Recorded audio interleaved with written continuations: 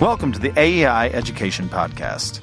I'm Nat Malkus, resident scholar in Ed Policy, and your host. Look, this podcast is simple. We bring in guests at the center of research, policy, and practice issues that affect families, students, and schools. Today, we have two excellent guests to discuss the importance of field trips, art, and cultural experiences for students in schools. First, we'll talk with Jay Green, head of the Department of Education Reform at the University of Arkansas. And we'll talk about his experiments demonstrating the value of culturally enriching field trips for children and the decline of educational field trips in recent years. Then we'll talk with Sunil Iyengar, who's the director of the Office of Research and Analysis at the National Endowment for the Arts. And we'll discuss arts participation in schools, how art education can benefit children, and what he's trying to do with the NEA to increase access to the arts.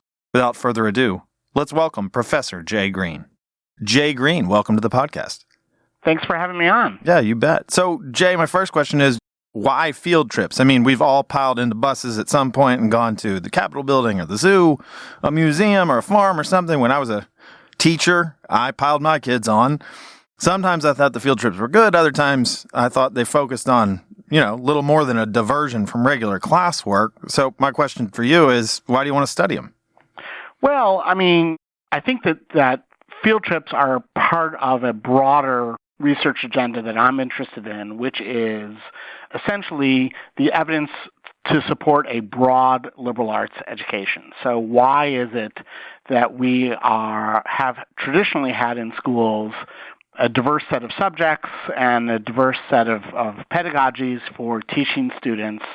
And I think it's very different from the modern technocratic enterprise of trying to scientifically manage schools through math and reading test scores. Schools have traditionally done much more than produce math and reading knowledge.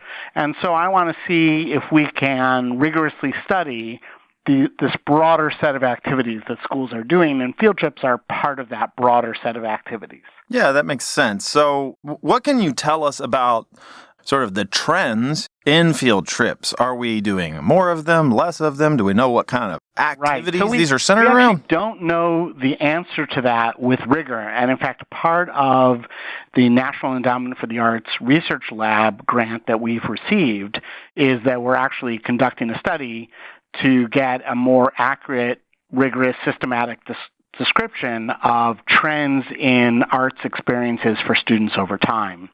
Now, that being said, we have a lot of anecdotal information that suggests that out-of-school educational experiences are shrinking, and in particular, culturally enriching out-of-school activities are shrinking. And I don't think that's primarily financial, not primarily the problem that schools are lacking money to leave and go to these activities. I think they believe that they're supposed to spend more of their time in school focusing on math and reading, right, because those are the outcomes on which they're assessed. So you said culturally enriching field trips. You want to unpack that a little bit? I mean, I'm wondering. Sure. What you think so there is field another type of field trip out there that has actually probably increased a little bit over the last several years, the reward field trip.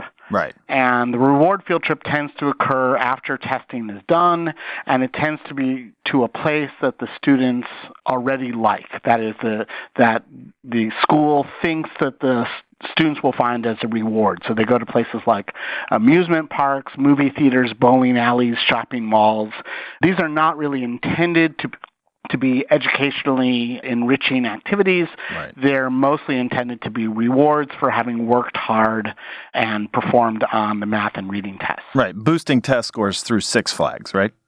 Right. But you get it after, as a treat for having worked so hard before then. That's true. And also suggests that the period of time after testing is done and before school is over is a time where schools sometimes are a little bit at a loss as to how to fill that time, and so they feel a little bit freer with their time to do things like leave school. Right. But they're not leaving school as much to go to a place like an art museum or to see live theater. Instead, they're going to amusement parks. Right. So you mentioned live theater and the art museum. So you've done some studies in this, and these are not sort of observational studies, but actually randomized studies. So give me the thumbnail on the work that you've done. Sure. how you've So we have 2 randomized experiments of relatively short-term outcomes from a single field trip experience, and we're just starting now 2 new longer-term projects.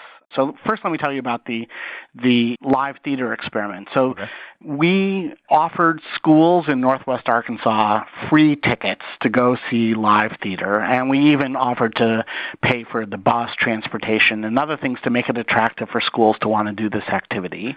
And then we randomized which classrooms in schools would get these free tickets and which would not, so that we could make a very good apple-to-apple comparison of the students who got this experience versus the students who did not. And how many students are we talking about, Jay?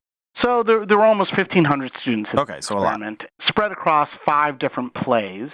In 2 of the plays, we actually added a second experimental treatment where students left school to come to the university to watch a film of the same story or a similar story to the play that another treatment group was seeing. So in two of the plays, we had a live theater and a film treatment being compared against a control, and as well as against each other. Okay. And what we found is that live theater has noticeable and important effects on students, and in particular what it seems to do is increase social perspective taking, tolerance, and it helps convey the content knowledge of the play. So students seem to become a little bit better at understanding other people's perspectives and being more accepting of other people's perspectives when they go see live theater.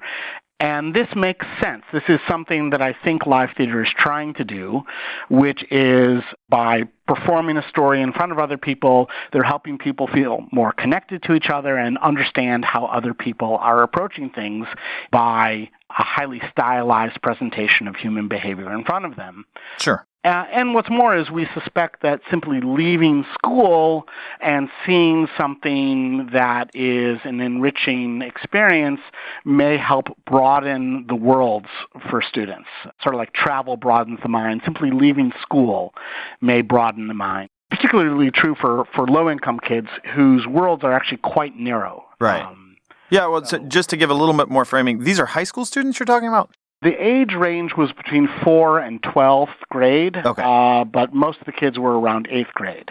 Okay. So old junior high or young high school was the dominant population. And what did you find out about the difference between the video and the live theater? And part of the reason I ask is because I wonder how much of this is about the arts and how much of this is about a field trip. Right. So we didn't see any of the benefits from seeing a film that students got from seeing live theater. So we suspected that it was possible that just leaving school alone produces the benefits, that just doing something special, leaving school was the treatment. But if students saw a movie instead of seeing a play, they did not experience significantly increased social perspective taking or tolerance. And in fact, they didn't learn the plot and vocabulary of the story as well either. They learned it a little, but not nearly as well as if they saw it in person. Right. So this is also potentially important for how we teach plays in school or other fiction in school. Very often teachers try to show films of those stories. Right. And this suggests that watching films is not particularly effective at conveying the content knowledge of that story. It doesn't grab the attention of the students in quite the same way that live people acting out a story in front of them appears to do. Well, you've also done some work in art museums, and I got to tell you, when I think about how much natural engagement you're going to get for kids who go to see a play and kids who go to an art museum, I think there's probably going to be advantage in the live theater. But tell me what you did for the art museum and what did you find there? Sure. Well, so for the art museum, and now keep in mind, this study didn't compare the art museum to the library. No, right. This is a separate study. We randomly assigned access to school groups to go to the Crystal Bridges Museum of American Art here in Northwest Arkansas. It was a brand new museum that had opened up. They offered free tours to school groups. They, in fact, offered to reimburse schools for the bus costs and to give them free lunch as well. So it was a very attractive opportunity to a lot of schools in the area. And too many schools wanted to go right away, and they couldn't handle them all right away. So we randomized access so that some got to go now and some got to go later. Right. So essentially it's deferred treatment for the control group. And this involved almost 11,000 students in K through 12th grade. Like the theater study, we're measuring outcomes about 6 to 8 weeks after treatment. So it's not very long-term effects we're looking at. We're looking at relatively short-term effects. And we found a very similar pattern of results. That is, an increase in tolerance, an increase in empathy, and an increase in content knowledge. With the Art Museum, we also found a few other things. One is we found a significant increase in their desire to frequent art museums in the future. That is, they learn they like them and want to go back to them. And we didn't know this just from a survey. We actually gave students coupons that were coded so that we could see if they used them in the future, and that's how we were able to track their usage, their coming to our museums in the future. So actually revealed. And then we also collected a measure of students' critical thinking about art by showing them a new work of art, asking them to write short essays. Both treatment and control groups wrote these short essays in response to a new work of art. And the treatment group was better at essentially at critically examining a work of art. That is, they learned how to be observant, notice detail, and analyze a work of art in a way that the control group didn't. So there are things that students learn from these kinds of arts activities like an art museum or live theater. Not necessarily math and reading, doesn't necessarily translate into those things, but these are things that people, families, society might value. Things like being able to see different people's perspectives, being able to notice detail and critically examine things like acquiring content knowledge that's presented to you. That raises some questions. A couple of things here. I wonder, did you find any differences between relatively advantaged students that I would imagine might more naturally go to these more culturally relevant experiences versus disadvantaged students or students maybe you asked them whether they had been to them or had exposure? Right. Yeah, and the pattern there was pretty clear, especially we could see it in the art museum study with the larger sample where we could examine subsamples more precisely. But it was very clear that disadvantaged students were the students who benefited the most. So students who we suspect would be unlikely to go to places like an art museum unless their school took them are the students who benefit the most from going. So what happens for more advantaged kids, if their school doesn't take them, their parents take them. Right. And they somehow end up getting this benefit anyway. And if you think about the behavior of upper middle class families, dragging their kids to, museums on the weekends is the kind of thing that they tend to do because they think that helps prepare them for their adult lives. Yep.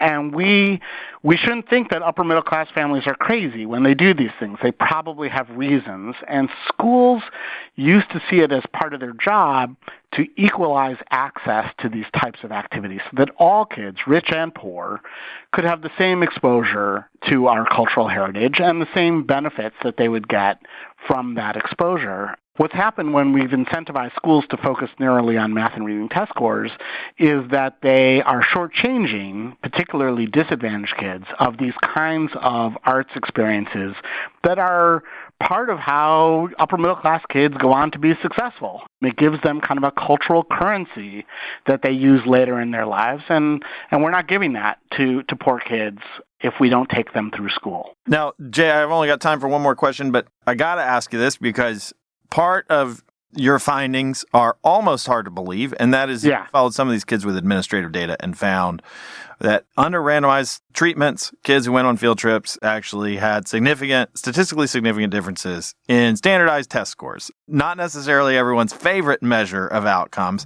How do you can just briefly explain what you found? Sure. And so this is in our new long-term experiment with the Woodruff Art Center that's part of the NEA research grant, where we gave kids 3 field trips in a year.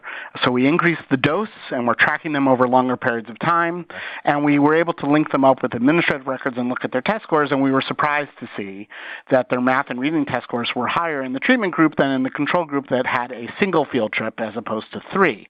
Now, it's implausible that the treatment group learned a significant amount of math and reading content relative to the control group. Right. So that's unlikely to explain the tenth of a standard deviation increase we saw. One possibility is what we saw in this 1 year was just a fluke and we might not see it again. That's possible. Okay. Another possibility, if it's real and we continue to see it, is that the real effect here of these out-of-school experiences is to improve the motivation of students to acquire knowledge in school and to show what they know on tests. So tests aren't just measures of knowledge, they're also measures of motivation. And broadening education so that it includes interesting activities like field trips may enhance the motivation of students by giving them schooling that is not just about narrow test preparation. Well, it's fascinating work, Jay. Thanks for coming on the podcast and sharing it with us. And after you get a few more years of results in, we'll bring you back on. That sounds great. Thanks. I'd love to. Thank you. Dr. Green's work on field trips certainly suggests they can impact students in measurable ways. But more broadly, are these worthwhile expenditures of students' and teachers' valuable time? I sat down with Sunil Iyengar, the director of the Office of Research and Analysis at the National Endowment for the Arts, and asked him to make the case for arts in schools. Sunil, welcome to the podcast. Great to be here. Sunil, I do want to talk specifically about field trips and the projects that you've sponsored with Jay Green. But first, briefly, tell me just a little bit about the NEA's work and how it tries to help schools better serve students with arts education. Sure. So the NEA here in this context is the National Endowment for the Arts. Oh, that. Okay. Yes, to be clear. And it's a federal agency whose mission is really to expand the creative capacity of our nation's communities by providing access and opportunities for access to diverse ways of participating in the arts throughout the country. One of the things to keep in mind about arts education, which is a core part of what we do through our funding, that we actually support organizations. About 40% of our grantees, organizations that receive grants for arts education projects, are located in high poverty neighborhoods. Okay. And that right there tells you something about the nature of our reach. And we are certainly concerned with focusing, spreading out the resources, but doing so in a way that addresses underserved populations among the whole general population. So what trends have you seen both over time and sort of differences across populations of students in terms of their access to the arts and, just give us a feel for the Sure. NEA's sense of arts education in school? Well, we know, and it's not just a belief, we know increasingly through data and evidence about how arts education contributes to positive student learning outcomes as well as student engagement, which is a core part of when you think about the K through 12 experience, or indeed the pre-K through 12, or we could even talk about higher ed. And the integration of the arts in curricula and working with alongside other disciplines, for example, science, math, some of the so-called STEM disciplines, we found has been enormously fruitful for those students and even for the educators. There's a great deal of professional development that helps them teach other subjects, in fact, by incorporating the arts in their practices and curricula. To your question about what the trends are. So the trends, we are seeing much more uptake of so-called arts integration, which indeed is the ability to have arts teachers side by side, oftentimes co-teaching or training up other specialists in other subjects to teach the arts. And we find that it has a lot to do with how students retain memory of that experience. It's more like experiential learning than just kind of rote learning of a particular subject. Jay went over some of his results with us, and I'm assuming you're encouraged by some of them. It's fairly remarkable and rigorously done. When you come to teachers, school leaders, and parents, though, I assume some of them are going to tend to support it. I assume some are going to say, you know what, your emotional attachment, I like that and all, but the 3 R's is what I'm focused on. And our kids are not getting enough, not just in test score bumps, their performance on the basics are not well. So, what would you encourage them to take away from this sort of nascent but growing body of... Well, as Jay may have referred to the fact that we're starting to see some academic gains in terms of the exposure to these arts experiences. But I would just say that we've seen consistently throughout our research, and we've done several longitudinal data analyses involving the Department of Education data sets. This is correlational, to be sure, but it's looking at the linkage between high poverty, at-risk kids when they experience the arts at a young age and if they stick with it versus their peers in that same demographic. And we're finding substantial gains in terms of academic achievement, graduation rates, attendance, where they end up with their first job. All that stuff seems to be head and shoulders above the other kids in their cohort, but we're also finding that puts them on a leveler playing field with the kids who maybe come from better socioeconomic circumstances. So there is something here in the arts. And so to understand the mechanism of action, how is this happening? I just threw out the term emotional attachment, but in fact, what's great about this is coming at a time when neuroscience around learning is exponentially growing. And we are now seeing great attention by the National Institutes of Health and others looking at how brain plasticity changes with learning through the arts and through music in particular. And so I think what we're finding is there's something actually neurophysiological going on that could help to explain the effects of prolonged exposure to the arts as part of a whole curriculum. So I was interested by some of Jay's results. He said, we took these kids and the group that went and saw the live play, they got the boost, and the kids who saw the taped play, well, they got nothing. That's tough, man. I'd really like to do this on the cheap, right? I'd like to get a bunch of kids to be able to look a play on a DVD and get the bonus. I have sort of a twofold question. Yep. Why do you think, from your perspective, why is the real deal the real deal? What's the difference there? And then I'll ask you sort of on how many kids get access to that kind of high quality stuff. Well, I do think what you're talking about, use the term culturally enriching, and I can't think of a better term myself. I mean, I think that kind of access and exposure is opening a gateway for these kids to be engaged later in life in our civil institutions, in civic engagement, in fact, in broader ways. And we've seen those correlations through our research time and time again. The kids who engage with the arts also are much more motivated to vote, to volunteer, to do other things when we control for other factors. Right. And so I think there's good reason to believe that what's happening with a live arts experience or an exhibit or, again, it's that education that's the awakening, the opening of their minds to that art form that then really incites a hunger for learning more.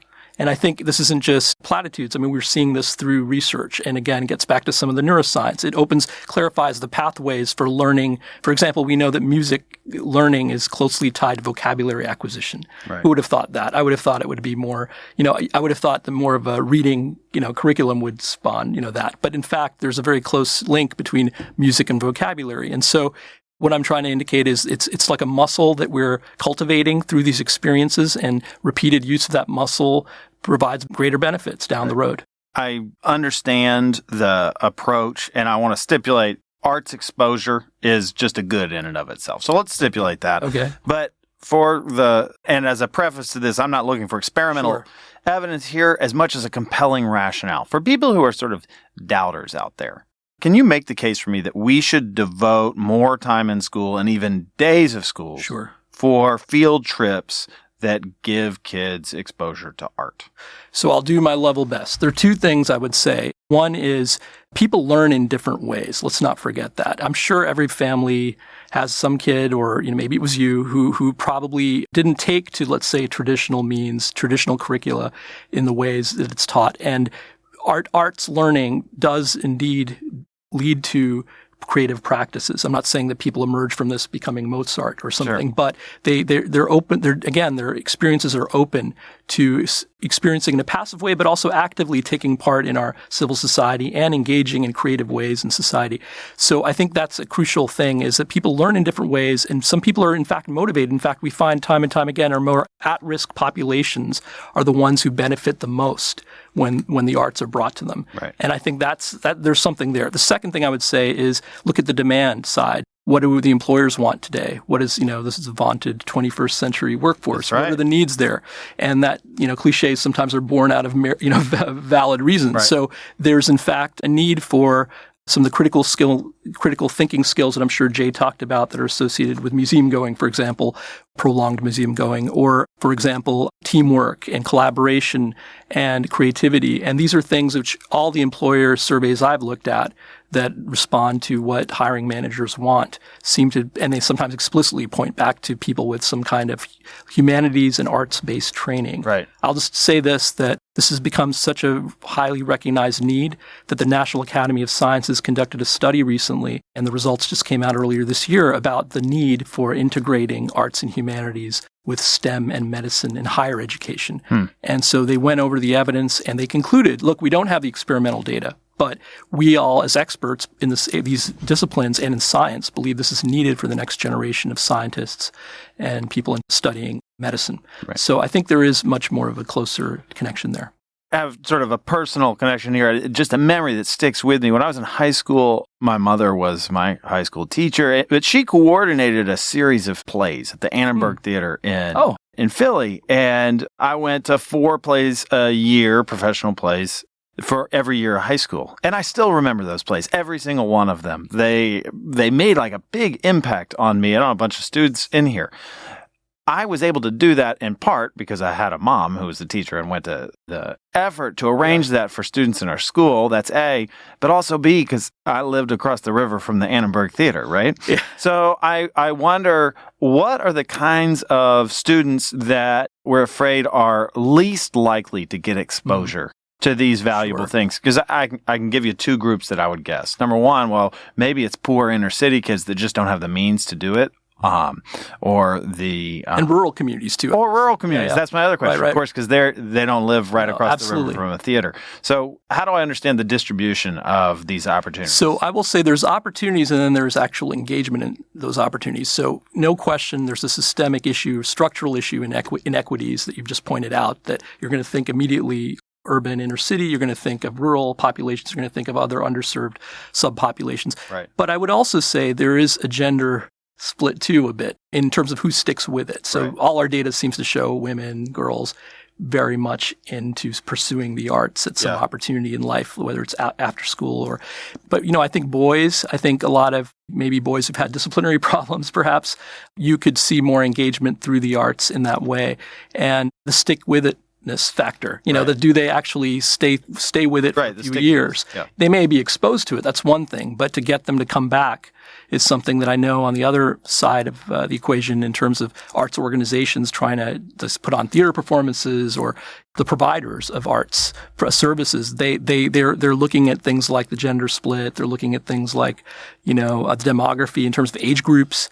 But I do think there's an opportunity here, certainly for boys. And the other thing I would say is, given as we know, there's an gender imbalance, the other direction in STEM learning. Right. So people in science education have been interested in how the arts can maybe bring along girls and women into these occupations and integrate them into those professions. Sunil Iyengar, thanks for coming on the podcast and sharing your efforts and the NEA's efforts to expand arts in schools. Appreciate it. Thank you.